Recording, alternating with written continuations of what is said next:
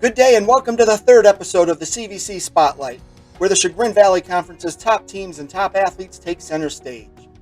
I'm Steve Hare, the CVC Sports Information Director, and I'm looking forward to highlighting these teams and athletes for you today. The CVC Spotlight is made possible by the support of our presenting sponsor, Ohio Center for Oral, Facial, and Implant Surgery, and our other sponsors, which include Vape Educate and Capwell Financial.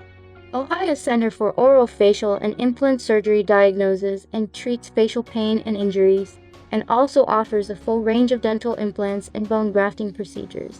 Look no further than the Ohio Center for Oral, Facial, and Implant Surgery for all of your oral surgery and cosmetic surgery needs. Please visit their website at www.ohsurgery.com. Capwell Financial Advisor strives to increase capital wellness through clear, comprehensive financial planning. They start by articulating a vivid vision for your financial security, then take quality financial actions to align your money with what matters to you the most. To put your vision into action, contact them today at capwell.nm.com. Vape Educate is an online course designed to be completed by middle and high school students.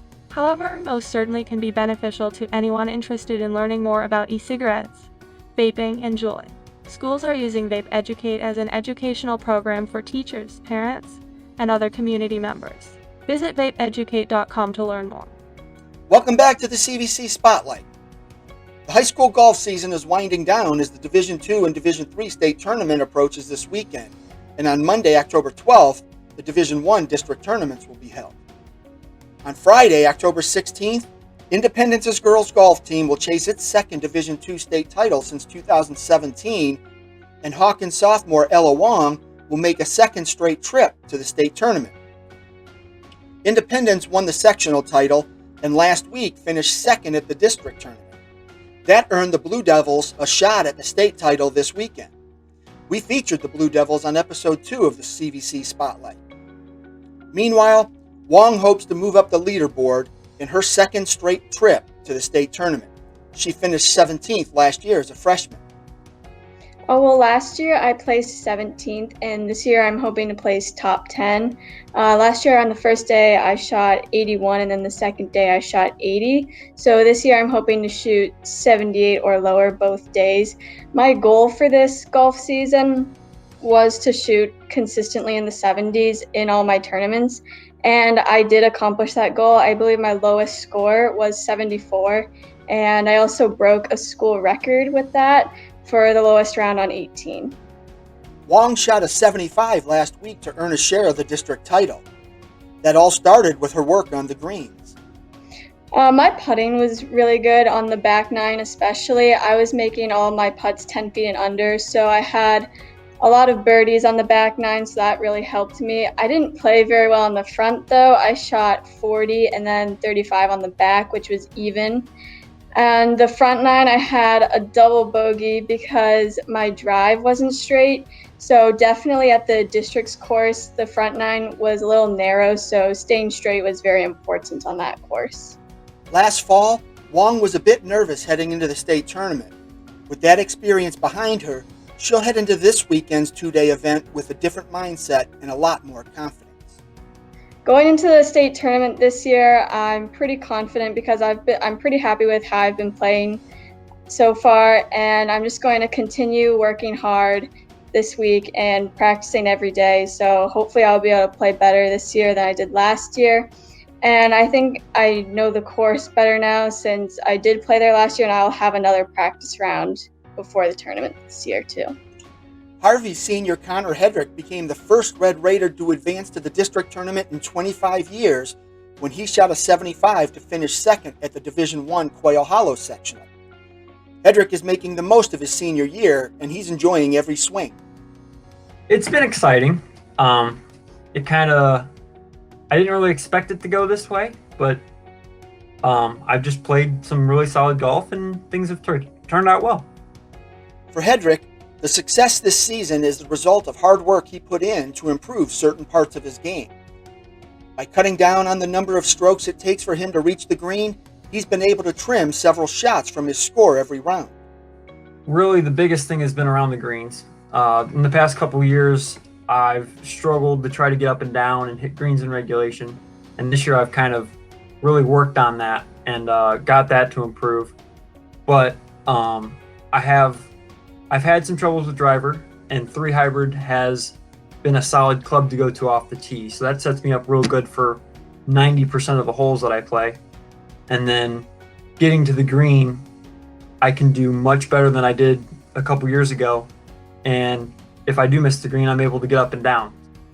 By the time you watch this show, Hedrick will have completed his round at the Division I Pine Hills District Tournament. Hedrick and his coach already have played 2 practice rounds at Pine Hills, and they have developed a strategy that could lead to a chance to play in the state tournament next weekend. And we've kind of come up with a game plan of hit middle of the greens, try to play super simple golf, old man golf. You're not trying to do anything too aggressive, you're trying to play conservative. Try to know the course as best as you can, especially around the greens, because a lot of these greens are back to front, so anything short or short or middle is going to put you in a good position. And then just working on maintaining my swing, and the chips fall where they fall. I'm going to try to go out and play the best I can. Last season, Hedrick placed 30th at the sectional tournament with a score of 88. We already talked about the hard work he put in to improve his swing this season. He's hoping his teammates learn from him and pave their own path in the future. You don't got to be anything special. You just have to work really hard for what you want, and you have to make sure that you have a game plan put in place in order to, be able to achieve your goals. You have to be able to adapt, and you have to be able to learn from all the failures that you have, because you don't learn from anything you succeed at. You learn the most from the things that you fail from. Now on to tennis, where Orange's Alexis Nyborg continues to dominate the court. Nyborg won the CVC first singles title a couple of weeks ago, and now she has added a sectional championship to her resume. I'm obviously very excited from doing that, and it's just helped me expect what I need to expect for this. Nyborg, the top-seeded player, opened the sectional tournament with a 6-0, 6-0 win over Perry's Tessa Moats, and then beat Beechwood's Maria Owens. She advanced to the semifinals with a 6-0, 6-1 win over NDCL's Caroline Stepnowski, and she defeated Julianne Sheldon of St. John's in that semifinal match 6-0, 6-0. She worked a little harder in the finals match as she beat Perry's Lily Walker 6-2, 6-2 to win the sectional title. She was very consistent, so I just need to be consistent back and just try to be aggressive before her so I can hit winners. Nyborg understands the competition is going to be even more difficult to face at the district tournament, but she's ready for that challenge. I hope to get as far as possible, as far as I can, and I'm just expecting better players and more competition. Nyborg and Walker, as well as Chagrin Falls' Adelaide Doman, qualified for the district tournament in singles play. And Hawken, Beechwood, and Perry also will send their doubles teams to the district tournament. Hawken's duo of Haley Garber and Eliana Yang won the sectional title. Ohio Center for Orofacial and Implant Surgery diagnoses and treats facial pain and injuries, and also offers a full range of dental implants and bone grafting procedures. Look no further than the Ohio Center for Orofacial and Implant Surgery for all of your oral surgery and cosmetic surgery needs. Please visit their website at www.ohsurgery.com. Capwell Financial Advisor strives to increase capital wellness through clear, comprehensive financial planning. They start by articulating a vivid vision for your financial security, then take quality financial actions to align your money with what matters to you the most. To put your vision into action, contact them today at capwell.nm.com. Vape Educate is an online course designed to be completed by middle and high school students. However, most certainly can be beneficial to anyone interested in learning more about e-cigarettes, vaping, and juuling. Schools are using Vape Educate as an educational program for teachers, parents, and other community members. Visit vapeeducate.com to learn more. Welcome back to the CVC Spotlight. As you all know, COVID shortened the football regular season to just 6 games. That led to an early start to the playoffs, which kicked off over the weekend. Heading into week 2 of the postseason, 11 CVC teams remain in the hunt for a regional title, and maybe more. Geneva beat Harvey in the first round game on Friday to claim its first postseason win in school history. That win, and the chance to host a second straight playoff game, has head coach Chip Sorber and the Geneva community buzzing. As you say, it's been very exciting for us. Anytime you're making history at the school that you're at with a bunch of great kids like we have and some great coaches, it's very exciting. So we're continuing in this trek in history in our program, and very excited about it. The kids have been responding, and obviously they have their marquee game. This will be the signature game of this program's existence, and we're excited about the opportunity. The Eagles opened the season with 5 straight wins before a setback to Perry in the regular season finale. Obviously, Geneva bounced right back with the win over Harvey on Friday, and Sorber hopes to see continued success. It's a team that's kind of flown under the radar of a lot of schools, I think, until recently. It's just a bunch of average kids who work so hard in the offseason to be able to put themselves in the ability to play above themselves. And that's been kind of the signature of our program is we don't always look like the other teams that we play at any level. And we just find a way to win now. And that's kind of what we are very proud of. We still have our battles. We still have our roadblocks that still hit us hard from time to time. But we're able to bounce back. And like you said, the last 3 years have been really good here for us. The Eagles will host Hubbard on Friday, a team that is 5-2 after a 42-38 win over Alliance in the first round. We're going to have to play our best football game that we played to date. We're going to have to play well. Hubbard's a very good team. They like to run the football. They have a very good quarterback who's a good runner, a very good running back who's a good runner, and they got some big kids. They're going to be physical. They're hard-nosed kids from that region of the state. You know how they are coming out of Youngstown, the Steel Valley, what have you. They play a tough, hard-nosed brand of football.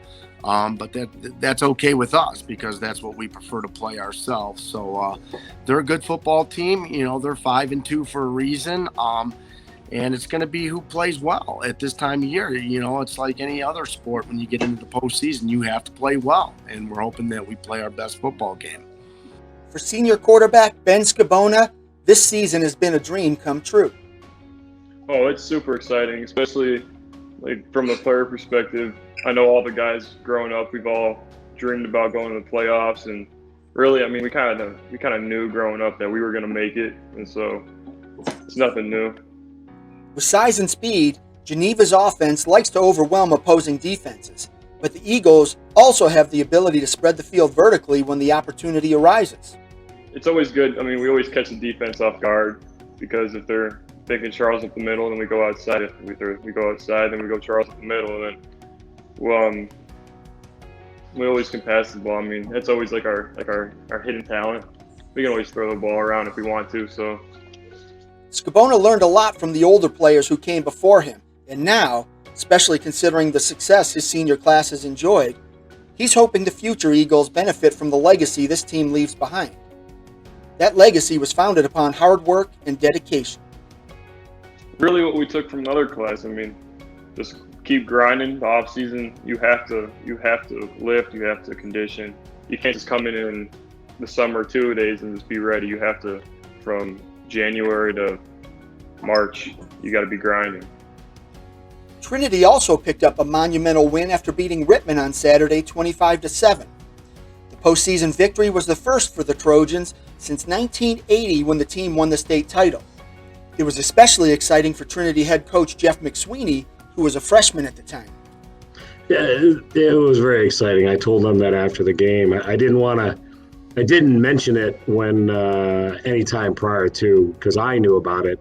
Obviously, it had been that long, and only because I know I was a freshman here at the high school when that actually took place. So I knew that was in the back of my mind, and I thought it'd be a great way to celebrate something if we get it. But we wanted to stay focused on what was the task at hand, which was beating Rittman.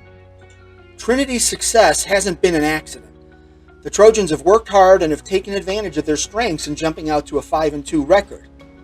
Their season has been even more impressive when you consider their 2 losses have come against 2 teams with a combined 11-1 record this year. But there's been no magic in the results. The Trojans have relied on a small but mighty senior class, coupled with hard work and the right approach to each practice and game, and so far they've taken care of business. I think consistency. Any coach will probably tell you that. Consistency, and we've, knock on wood, been able to avoid the injury bug. We've been pretty healthy throughout the year, so can't complain about that. And I'm a firm believer in you go as your seniors go, and we've got a good group of seniors. We don't have 15, 20 like Wycliffe has, which he's very blessed to have that. But we got 7 or 8 that are pretty darn good. Now the Trojans have another big game ahead of them when they host St. Thomas Aquinas on Saturday in a second-round playoff game at Cuyahoga Heights. The Knights come into the game at 4-2 and riding a 4-game winning streak. They have outscored their opponents 104-17 during that stretch. Well, I think the challenges are it's always different. Now, St. Thomas is a team that we're somewhat familiar with because we used to be in the same conference together, although it's been a couple of years since we've played them. But it hasn't been that long. So we are kind of familiar with who they are and have played them in the past. But every week is a new challenge. You really don't know until you kind of head into that week. And not seeing these teams on a regular basis or anything like that, you're kind of just going off of film. So it becomes a little more difficult to kind of really gauge a team just looking at them on film. Junior quarterback Ian Anderson has been one of the keys to Trinity's success this season. He threw a touchdown pass to jumpstart the Trojans in their win over Rittman, but he's just excited to do his part during this season. It's very exciting, especially being a part of the team and knowing that we're that good. We got a special group of guys that can go out and play day in and day out. Anderson understands what's at stake in the second round of the playoffs, and he believes he and his teammates are ready for that moment. I feel like we trust each other a lot, and we have very good chemistry. I can trust my wide receivers to catch the ball, the line to block, and I know I'm protected. Trinity's offense is dangerous in many ways, and Anderson has effectively used all of the weapons at his disposal. Oh, it's nice to have that, knowing that if our run game isn't working, we can throw the ball. If we can't throw the ball, we can run the ball. Now let's take a quick look at all of the playoff scores from the weekend.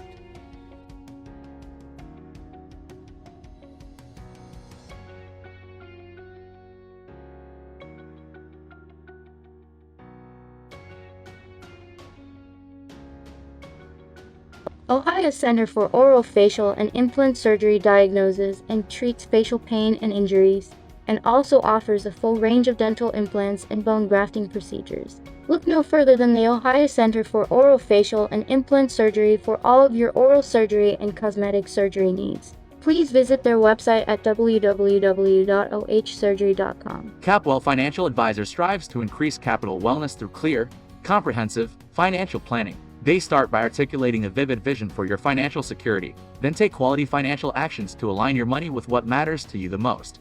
To put your vision into action, contact them today at capwell.nm.com. Vape Educate is an online course designed to be completed by middle and high school students. However, most certainly can be beneficial to anyone interested in learning more about e-cigarettes, vaping, and juuling. Schools are using Vape Educate as an educational program for teachers, parents, and other community members. Visit vapeeducate.com to learn more. Welcome back to the CVC Spotlight, presented by Ohio's Center for Oral, Facial, and Implant Surgery.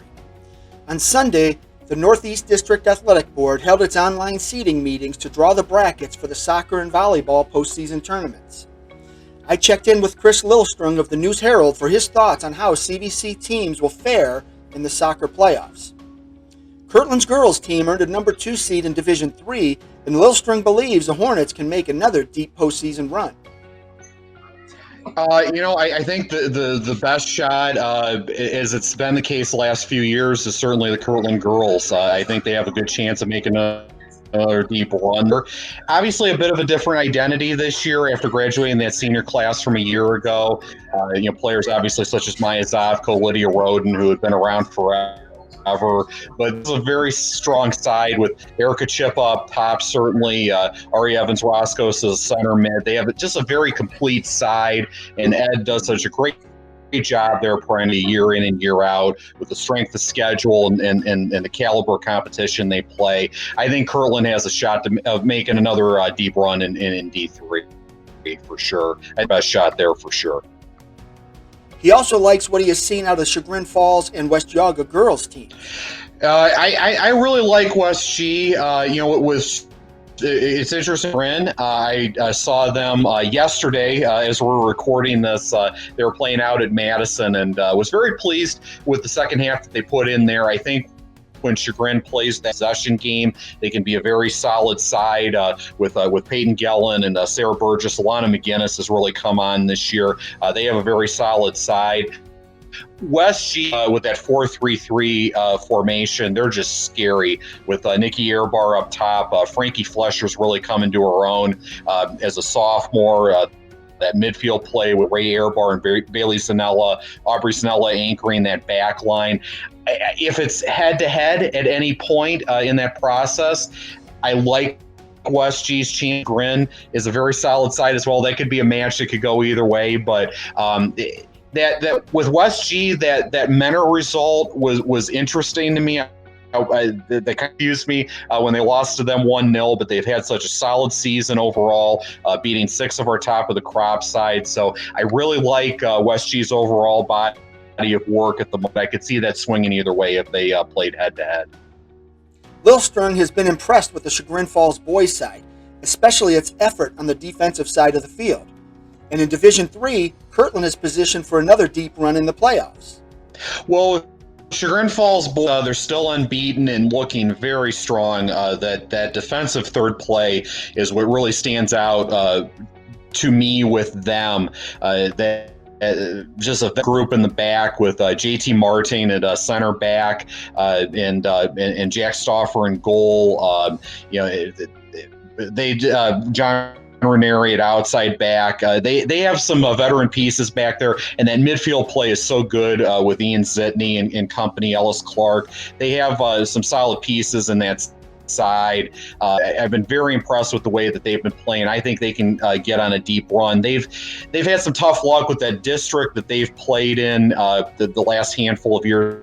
Obviously, it's a much different complexion this year with the super districts, but the last handful of years they've been in, during World Cup time, they always talk about the group of death. Well, they were in the district of death last couple of years in D2, but I think they can get on a good run with Kirtland. Some up and down results from time to time, but John always does a very good job over there. I like the way that the scoring and the attacking has been balanced with that Kirtland side this year, a number of different options. It was good to see them get over that hump a couple of years ago and get to the Final Four and out of regional competition. So they're always a dangerous side as well, but I do like the way that Chagrin Falls has been playing right now. If you're looking for some teams who might make a surprise run this fall, look for the Hawken teams to make some noise in the postseason. The Hawks got a late start to the season and are just now settling in and playing well heading into the playoffs. The one I think that's a big one, and obviously there's such an X factor right now just because of district and getting a late start and all of that, are both Hawken sides. I think the Hawken boys are always a capable side. They had a tough loss yesterday against Toledo Johns, but they play a demanding schedule, teams like University School and that, and I think they're capable of being a tough out for anybody when we get to district competition. And not to be a broken record, but the Hawken girls as well. I think they have a solid side. Lindy Bobrow is one of our area's best midfielders leading that side over there, and I was impressed for the way they hung in there for about 40 plus when I saw them taking on West Geauga out at Hawken. So both Hawken sides could definitely be an X factor. There's so much unknown right now with the pandemic and the late starts and matches taking place or not taking place and all of that, but I think Hawken could definitely be a side that could be a tough out for both boys and girls. When it comes to volleyball, there's a good chance we'll see several CVC teams make deep runs in the postseason. From the magical year Lakeside and West Yaga are enjoying, to Independence, who has played in 3 straight state Final Fours, the volleyball playoffs should be fun to watch. I'll be particularly interested to see what happens in Division III, where Cardinal, Kirtland, and Berkshire earned the 2nd, 3rd, and 4th seeds respectively. Cardinal and Kirtland are on a collision course to meet in the district championship match, while Berkshire will have to go through top-seeded Crestview to make it out of the district. On that note, let's take a moment to recognize our sponsors.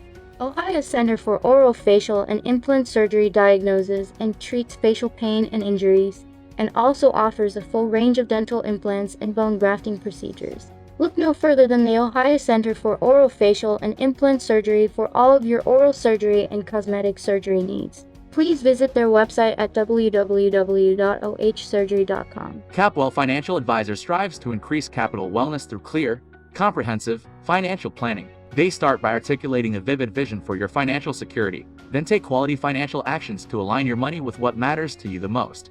To put your vision into action, contact them today at capwell.nm.com. Vape Educate is an online course designed to be completed by middle and high school students.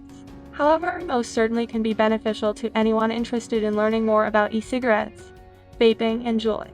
Schools are using Vape Educate as an educational program for teachers, parents, and other community members. Visit vapeeducate.com to learn more. Welcome back to the CVC Spotlight. Next week, we're going to focus on the results of the upcoming CVC Cross Country Championships, which will be held at Hawken on Saturday, October 17th. We'll also continue to shine our spotlight on those teams and athletes that turned in big-time performances during the week. With that, we're going to close up shop here in the CVC Spotlight studio. We'd like to thank all of the coaches and athletes who participated in this week's episode, and of course, we'd like to thank all of our sponsors for their support of the Chagrin Valley Conference. Good luck to all of our teams and athletes as they compete this week, and thank you to all of you for tuning in. We'll see you next time.